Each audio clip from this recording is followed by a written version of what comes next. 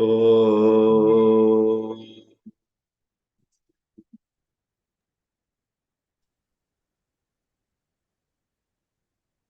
वसुदेवसुतं देवं कंसचाणूरमर्दनं देवकी परमानन्दं कृष्णं वन्दे जगद्गुरुम्।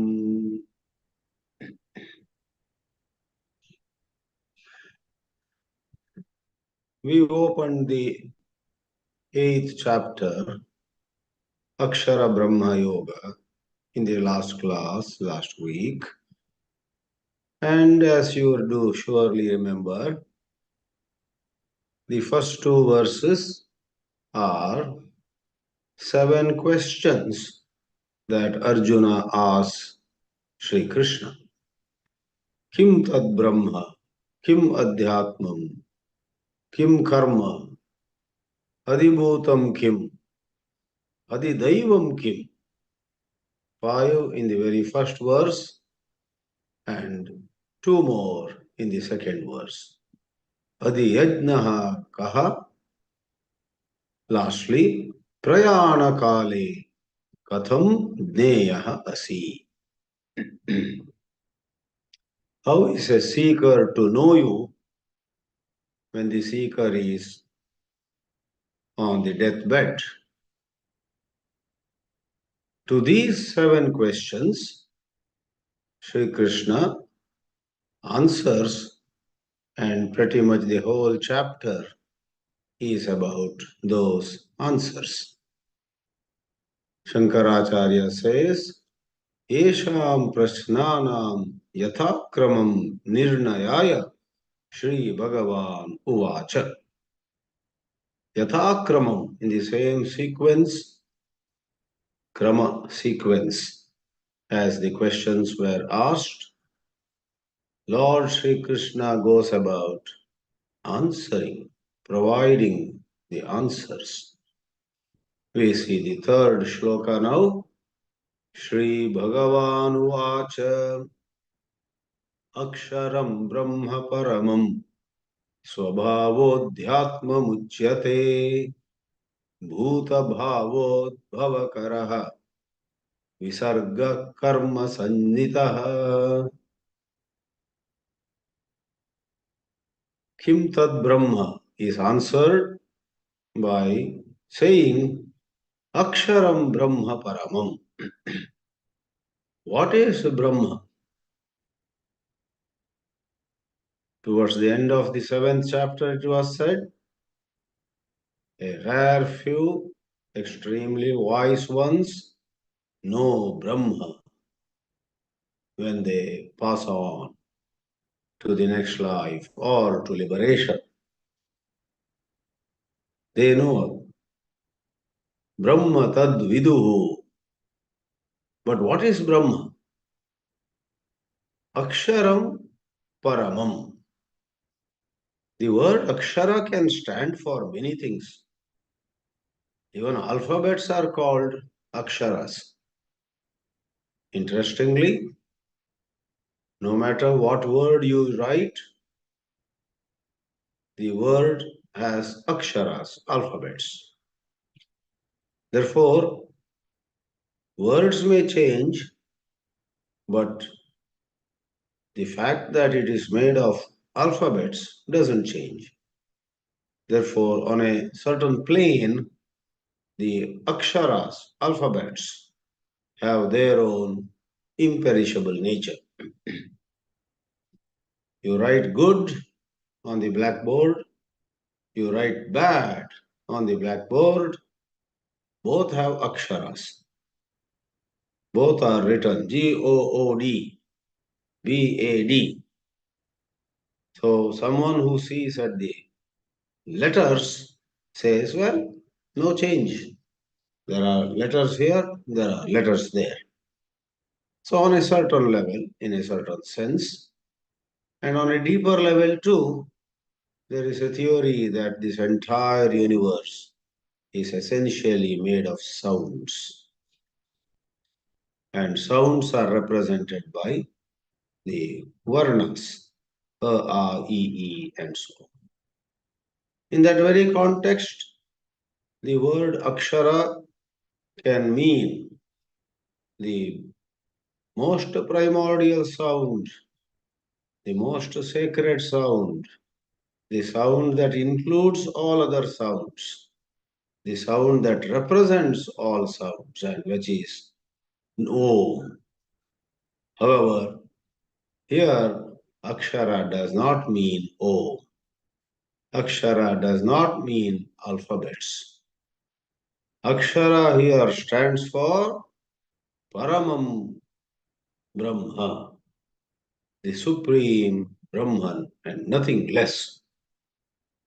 Adi Shankaracharya writes, Aksharam na ksharati, not on a certain plane or some relative level, but absolutely something that simply does not decay, does not perish, does not vanish into thin air.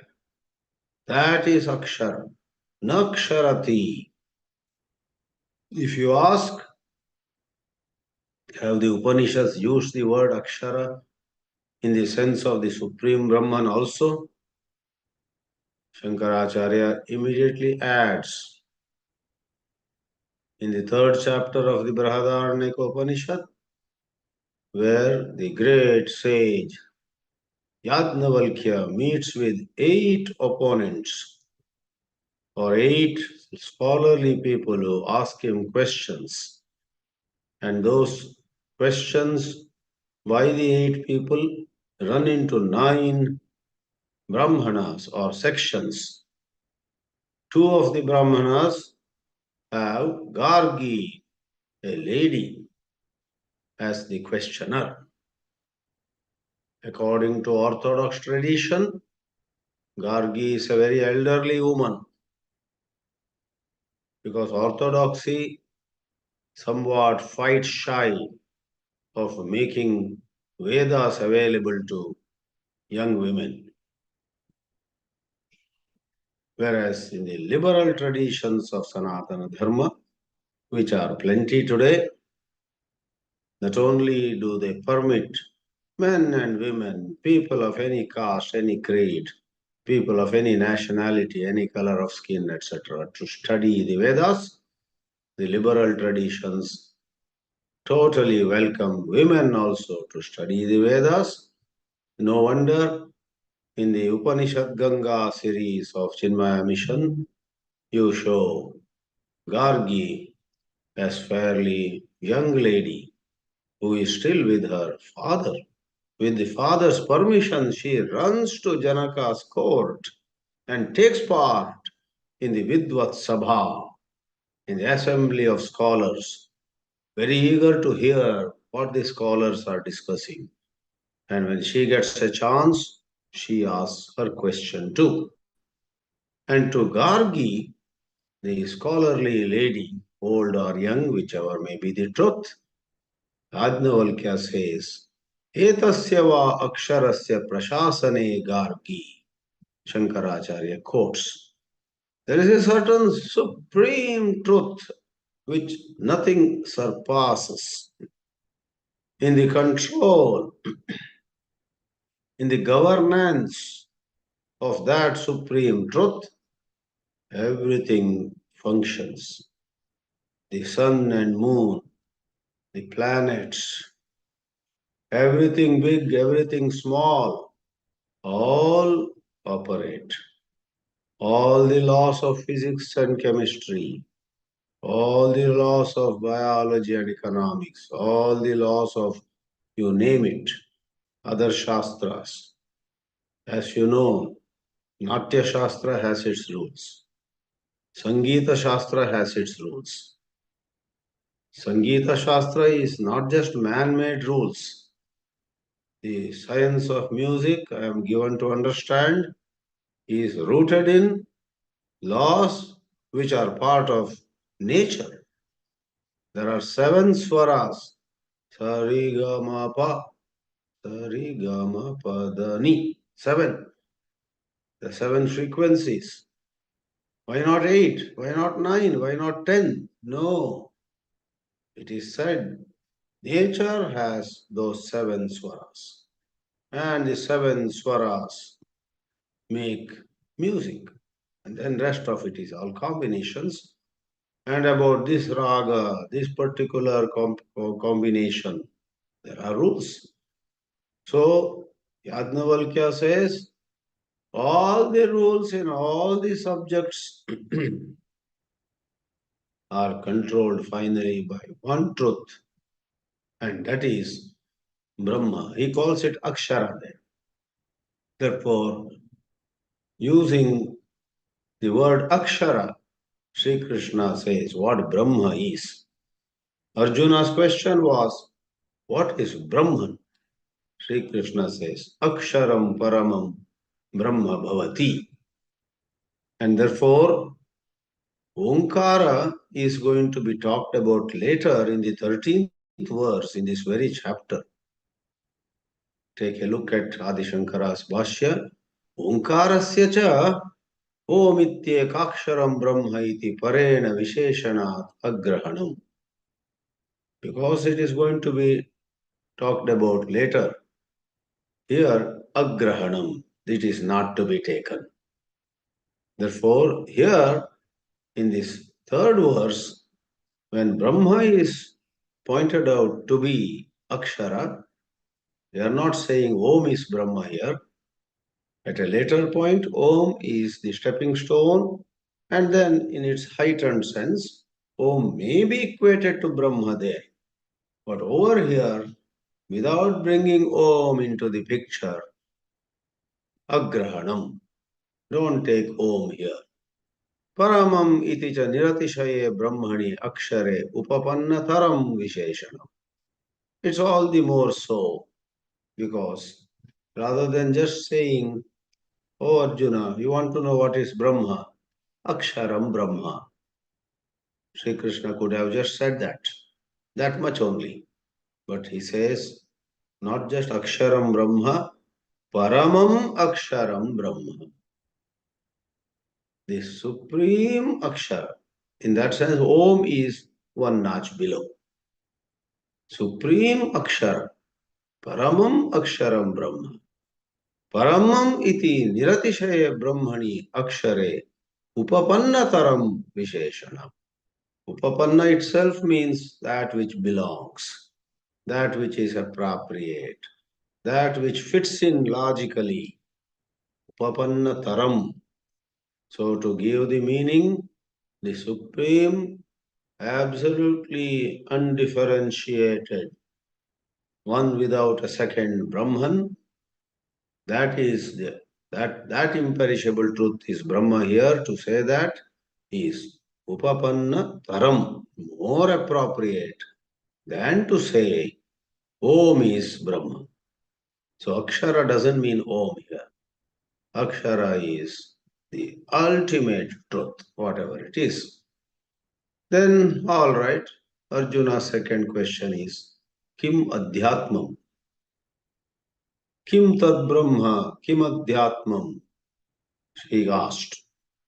And Sri Krishna's answer is, well, Swabhavaha. Swabhavaha. Again, Swabhava doesn't mean here somebody's nature on the level of the personality. Somewhere else, Swabhava. In fact, we have a lot of lay usage. In common parlance, Swabhava is people's nature. Somebody has an angry nature, Durvasa Muni. Somebody always remains calm, even though she may be suffering inside, but does not express her emotions. Well, that is her Swabhava. So, Gita itself uses the word Swabhava in that sense at places. But as Shankaracharya clarifies here, Tasya eva parasya brahmanaha. He just now talked about the supreme Brahman, the all-pervasive existence, consciousness. Tasya eva parasya brahmana. Of that very same supreme Brahman, pratideham pratyagatma bhavaha. in every body, in the body of an ant, in the body of an elephant, in the body of men and women, children and old people. Pratideham, that supreme all-pervasive Brahma, appears as the Atma, the inner self. No wonder Ramana Maharshi gave all his wisdom in a single shloka. It is called Ramana Maharshi's Ekashloki. Hridaya Kuhara Madhye Kevalam Brahma Matram Yahamaham Sakshad Atmarupena Bhati Hridi Vishamanasa Swam Chinvata Majjatava Pavana Chalana Rodhat Atmanishto Bhavatvam. That Ekashloki stands apart also, and it is made a part of the second chapter of Ramana Geetā also. Once it is part of the second chapter, there are a couple of other verses explaining what it means. So what is said in the Bhagavad Geetā, in Shankara's commentary, Pratideham Pratyagatma Bhavam or Pratyagatma Bhavaha is expressed by Ramana as Hridaya Kuhara Madhye, in the cave of our heart, in everybody. That supreme, all-pervasive truth, bhati, shines. Aham, aham, aham. Every one of us has a sense of I. But before we realize what is happening, that I gets mixed with I am bad, I am weak, I am a loser. And on occasions, I am so good. All others are useless.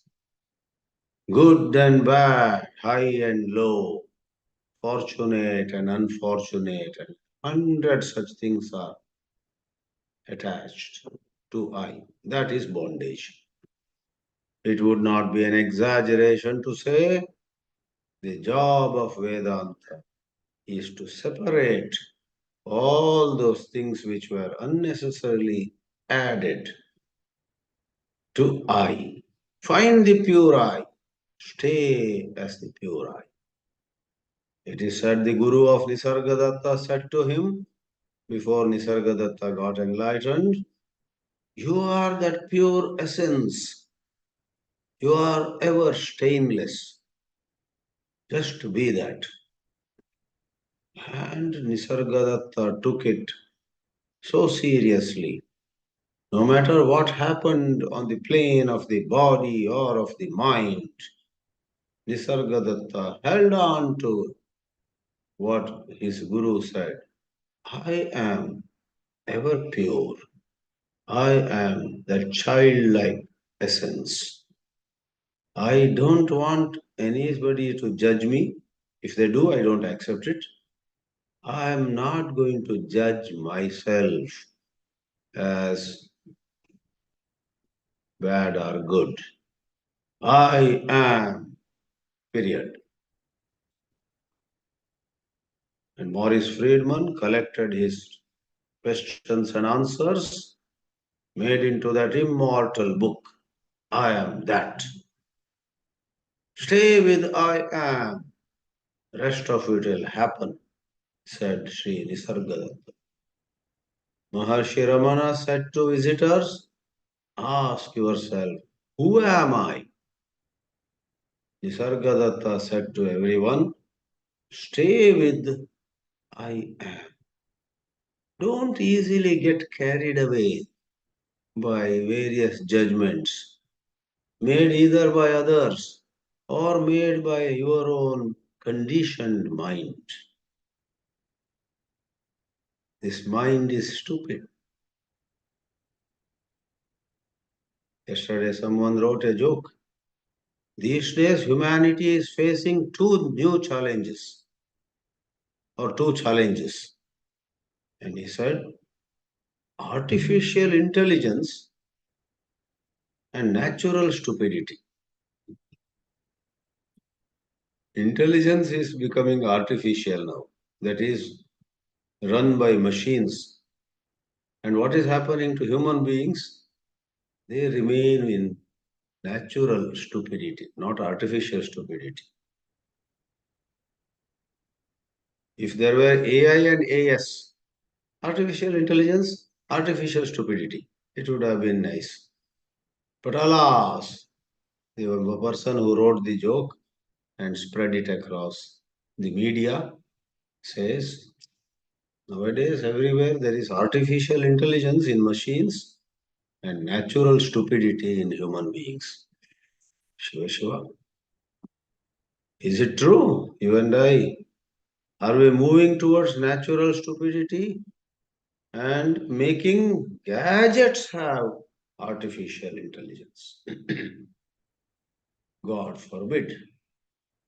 Now, both Ramana and Nisargadatta and the Upanishadic tradition ask us to separate out what we are not and stay with what we are. Thus, in this part also of the Gita, Shankaracharya says that Brahma is experienced in everybody's heart. Pratideham, pratyagatma bhavaha, swabhavaha. How can you justify that meaning for the word swabhava, which is known to be people's nature? Somebody has a shy swabhava, always shy, not coming forth. Somebody has an aggressive swabhava. Everywhere he pokes in, he comes forward, he steps in where he doesn't have the qualifications. Engineering job, medical job, chartered accountant's job, he says, I'll do it, I'll do it. Step back, stay there. No, he has got that pushing nature. Swabhava. So we use that word. So suddenly, how does Swabhava become Brahma in one's heart? Well, look at the word Swabhava. Swa means one's own. Bhava means existence. One's own existence on the deepest level is Brahma only. Therefore, Swabhava is Brahma, and therefore it is called Adhi Atma. Atma means oneself, Adhi. Adhi means present in, present upon, Adhishtana. If there is a platform on which a number of things are kept, the platform is Adhishtana, because upon it those things are put. There is once a year a certain festival of displaying dolls, doll show, Kola or some such thing they call in some parts of the country. Other places, other names we have. So many dolls of all kinds which are there at home are brought, and for those 9 days they are displayed. So they are put on certain platform. The platform is Adhishtana. Like that, Adi Atma. This Brahma Tattva, Atma, right inside us, is present and becomes the platform for millions of I thoughts. Good ideas about ourselves, bad ideas about ourselves, and all emotions rising from them. Sorrow, happiness, pride, shame, all dance upon a basic swaha bhava. That is adhyatma. All right, accept it. What does it mean? The imperishable supreme truth is Brahma, and that truth itself, when it is shining in our own bosom, is Adhyatma. Swabhava Adhyatma Muchyate. Brahma Kim is answered. Adhyatmam Kim is answered. Third is Karma Kim. What is karma? Shri Krishna says, first of all, in the verse, Bhuta bhavo bhavakaraha visargaha karma sanjitaha. Sanjitaha means is called, is named. Sanjna, or in North India, Sangya. What is a sanjna or Sangya pada? Noun. A noun is sanjna pada. There is an object, you call it. It's a pot. Pot is a noun. Then if you say that pot is red, that red is adjective. Then you say the pot is vigorously shaking. Vigorously is an adverb. It describes, it qualifies how it is shaking. But first you named that object. It is a pot.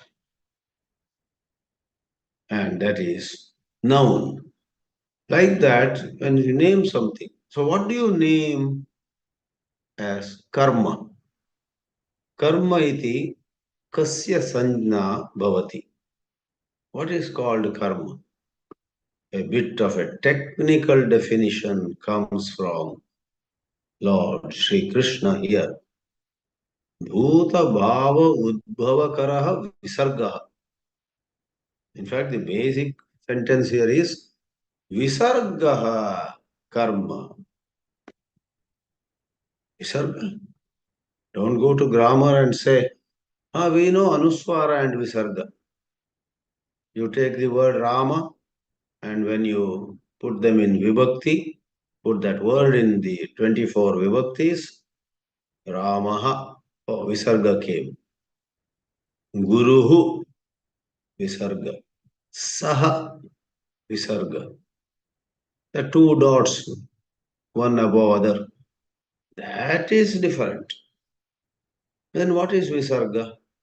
Everyone knows during the Ganapati festival, after keeping Ganapati at home or in a temple or at some public place, after 1 day, 3 days or 7 days or some number of days, finally there is Visarjana. In some places, a huge Ganapati is taken, a Ganesha idol is taken in a procession, and to a river, to an ocean, to a water body. It is released, it is left there. So Visarga means releasing. Visarga means letting go. A moment ago it was in your hands. Now you let it go into the ocean. Visargaha atra visarjanam. Letting go, leaving something. So what is left here? Making it to be called karma. Tasya visarjanam atra karma iti uchyate. Shankaracharya makes it clear. Actually, it is pinda, or it is some havya, some havis. It is some rice ball. It should be some ghee. It could be some ghee. It could be some sort of mixture. All, of course, not as per somebody's fancy. All as per the Shastras. So, you take certain prescribed offering in your hand and leave it. You let it drop into the sacrificial fire. Therefore, dravyasya, it is called dravya in a general way. So, in order to please a certain devata, maybe Indra, maybe Varuna, maybe Twashta, maybe Agni, maybe Vayu, maybe some other Devata. There are many Devatas. Devata Uddeshena, says Sri Shankaracharya. Devata Uddeshena, with the purpose of pleasing a certain Devata, with one hand, I suppose, or maybe sometimes in two hands, you say, Agnaye idam na mama, and put it into the fire. Indraya idam na mama. This is for Indra. It is no more mine. I have released it. Therefore, karma is release of sacrificial offering into fire. Very interesting. Many other places we have other definitions. Somebody says karma is, well, doing anything. You got up and walked. That is karma, somebody says. You danced, you sang, you cooked, you made a cup of tea. You went on a Tirtha Yatra, Char Dham, Gangotri, Yamunotri, Badrinath, Kedarnath. Karma. Anything and everything where there is movement, somewhere it is at Chalanatmakam Karma. Manusmriti says, any karma in this world is nothing but the doing of desire. Yad yad karma kurute tat tat kamasya cheshtika. Kama, personal desire. In a very incisive statement, Manu does not spare anybody. Even somebody doing social work may imagine, I am not doing out of my desire, it is for social good. According to Manu, yes, on a certain level, definitely it is social good. You run a hospital, you run an orphanage, you run a school, you run blood donation camp, you run 100 things. You collect clothes by running on a Sunday and then distribute all the clothes to poor people on a next Sunday maybe. So karma. It looks like service, not for your desire, but scratch the surface, go deeper and deeper. In a manner of saying, you are unable to sit quiet, therefore you do all this. One day, if everybody has enough clothes, one day everybody's blood is enough and good, of good kind. Nobody needs blood donation. One day you don't need to open another hospital. There are enough hospitals, there are enough schools, etc., etc. You may be so depressed. No, what do I do? My self-worth, my self-esteem, the idea of I am somebody, I am living a noble life, etc., depended on these activities. And if I am not into any of these activities, will I die of loneliness? Will I die of worthlessness? Will I die of lack of meaning in my life, etc.? In psychology, we discuss these things. Generally, there won't be such a scenario. It's like somebody asked Puja Swami Chinmayananji, you are taking young men and women into the ashram and making them sannyasis. If everybody becomes a sannyasi, how will the world run? Swamiji laughed.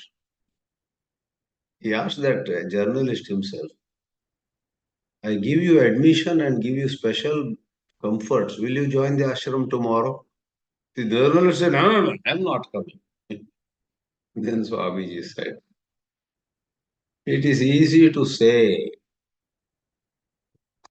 if everybody joins the ashram, what will happen to the world? Who will run the world, etc.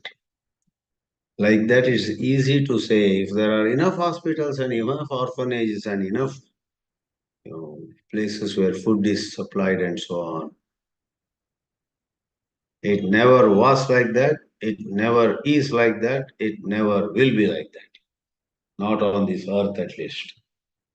On this earth, there has always been inequality. It's good you are working towards equality. Do it with all your passion. But the world will always have the need for social workers. And by doing social work, you help the society. We don't deny it. But from a spiritual point of view, more than helping the society, you help your inner growth. Anyway, coming back, it is said this offering of a dravya.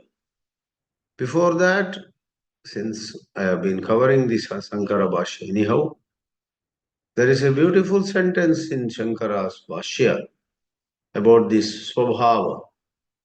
He says, after defining Swaha Bhavaha Adhyatmam, Atmanam Deham Adhikritya, because Adhyatma Shabda has the word Atma. And one meaning of Atma is the body. Adhyatmam is making this body as the basis. Pratyagatmataya pravrittam, functioning as the very inner principle, Pratyagatma. Paramartha Brahma Avasanam.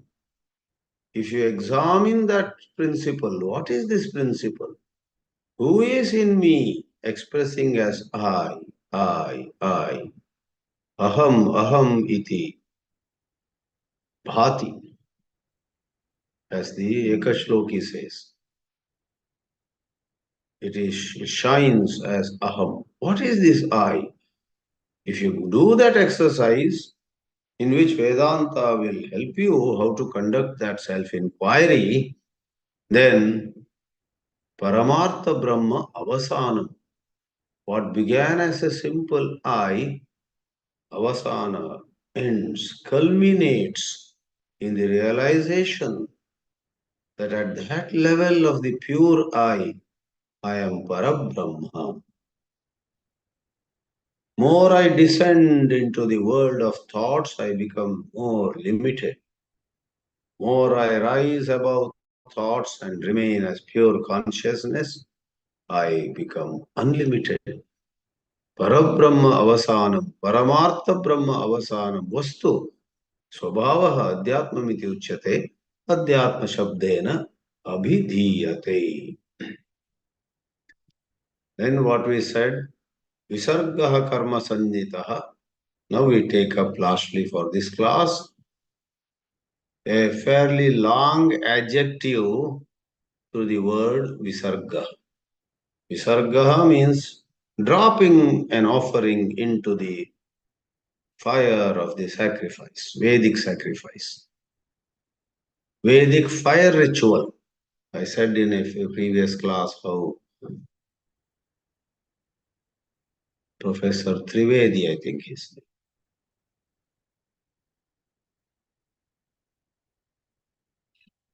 Yeah, Professor Trivedi in Duke University, who attended my talk last September on three imperatives or three things which are not to be given up. Yajna, dana, tapak, karma. There I sacrificed yajna as, I defined yajna as sacrifice. And later, very lovingly, the elderly man said to me, better we avoid the word sacrifice, Swamiji, because these Westerners think, moment you say sacrifice, they think of some animal sacrifice, some animal being killed and maybe put into fire or whatever, Then I said, well, what do we have to say about yajna? Professor Kishore Trivedi, Professor of Electrical Engineering, very senior, he is retired but still is offering services at the famous Duke University and is very active in programs and institutions related to Sanatana Dharma. So, though he is some 78 or so, attends all such programs. On both the days when I spoke at Duke University, first evening was a small get-together for Janmashtami. Second evening was a larger one in a big nice hall. He was in the front row, sitting very erect, listening to every word of the visiting Swami, and then had something to ask, something to say. Interesting person. He said, we better translate yajna as a fire ritual. I should be more careful. It doesn't happen in this audience where all of you, if not most of you, are of Indian origin. You won't think of animal sacrifice when I say a Vedic sacrifice, because some of this is false propaganda. Some authors just wrote and spoke. In India, in all their rituals, they kill this animal, they kill that animal. And once in a while, even a human being is sacrificed or killed. And such literature was spread, maybe to entertain Westerners, but then it became a belief in them. At one time, they thought of India as a country of snake charmers. On the roadside, somebody sits and plays some instrument, and a snake rises and moves, shakes its wood and head, etc. So they had all strange ideas about India, alas, in the colonial days. So that one of them was this. A number of Sanskrit words stood for certain distorted meanings. Anyway, so Shankaracharya explains this long adjective very neatly. Bhuta bhavod bhavakaraha visarga. Once more, Bhuta bhavod bhavakaraha is an adjective to visarga, that offering which causes karaha.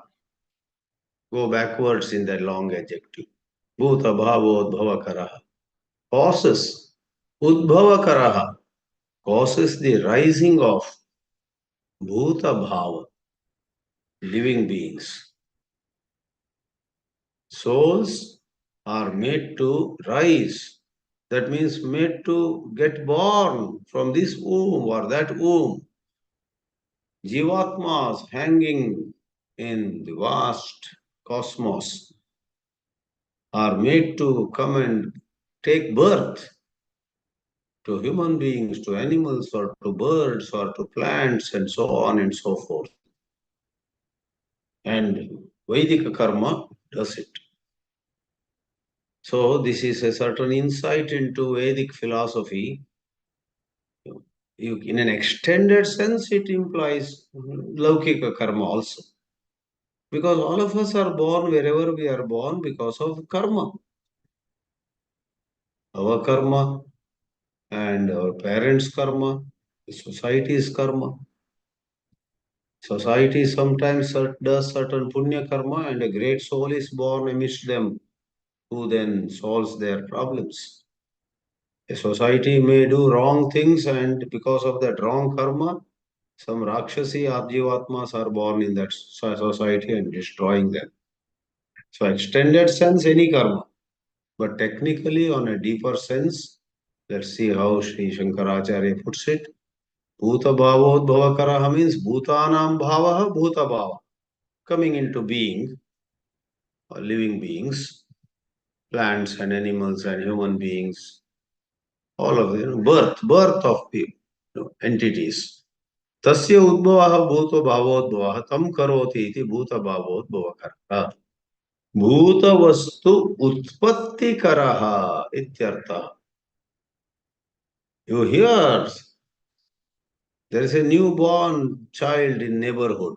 If you read this verse that morning, you say, some karma has fructified for the Jivatma to take the body here out of this particular mother, and now next 100 years, that Jivatma will work out her karma, his karma. Visargaha visarjanam devata uddeshena charu purodasha adehe. Charu and purodasha are two examples given for the offerings. We don't know these days what these offerings are, but those who do this yajna, this homa, havana, know. Anyhow, Swami Satchidanandendra Saraswati has a footnote. If certain grains are boiled in milk, in ghee, or in water, then that is charu. You boil it in milk, ghee, or water, and that boiled and then cooled thing is made into balls that is offered into fire. Whereas some other places in some rituals, what you offer in fire is different. It is out of rice flour, and some roti-like structure. You make it into some small rotis, rice roti. Rice roti made of rice flour. That's what it defines. And that is called purodasha. So Shankaracharya brings it. Gita Shloka doesn't have that word. Visargaha is visarjanam. You put into fire. Charu, purodasha, adehe. I would imagine some places it could be just spoonfuls of ghee, spoonfuls of some oil, avis, whatever it is, varieties of permitted, accepted, recommended things are offered into fire, and then that leads to the yajna becoming properly completed. Sa esha visarga lakshanaha yajnaha karma sanjnitaha karma shabditaha ityetat. It is called karma. Then what is it? What is its connection with somebody being born somewhere? There is a theory in the Vedic mantras that yajna has a certain power, and that power becomes etasmathi bija bhutad vrishyadikramena stavara jangamani bhutani udbhavanti. That power goes into the skies. That power then manifests again in certain subtle forms, and with the rains it comes down. Vrishti, rains. And then that enters the plants. And to give the example of a human setting, the husband eats the fruits of plants or vegetables or grains. So that essence enters the husband's body, becomes part of the semen. Then it enters the wife. Then it enters the embryo, and so on. So there are some 5 levels described in some Upanishads also. So it is hinted at actually in an earlier shloka in Bhagavad Geetā itself. Annad bhavanti bhutani parjanyad anna sambhavaha yajnad bhavati parjanya. Parjanya is vrishti. Yajnaha karma samudbhava. Go back to chapter 4 and you will see. Or was it chapter 3? So yajnaha karma samudbhava. Yajna is a form of karma. And then from that yajna, parjanya, rains. Then from parjanya, anna, lot of food is produced. And the food becomes the force that goes through man, through woman, and finally the child is born. Whether you literally believe in this sequence or not, you must appreciate how the Vedic wisdom had an integrated vision of the universe. The universe is not some discrete or separated, disjoint entities. Great poets around the world have expressed this sentiment. Was it William Blake or somebody who is often quoted? He says, you can't touch a flower on the earth without disturbing a star in the sky. You wonder what has this flower got to do with the star over there. Of course, that was poetry, that was mysticism, that was a certain sentiment. But in higher philosophy, everything comes together. And there are serious meanings also. And there are meanings that you appreciate from a poetic point of view, from a literature point of view, and it is elevating to be immersed in those thoughts. A vision, a view, and so on. A father looks at his son and says, "This son is I myself.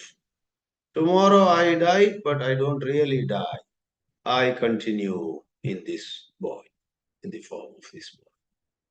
So is it a sentiment? Is it the truth? It's up to you. Sometimes you find you feel it is truth.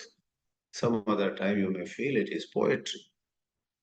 So 3 questions have been answered. In the next class, we will go to the remaining 4 questions and their answers by Shri Krishna. Om Namo Bhagavate Vasudevaya.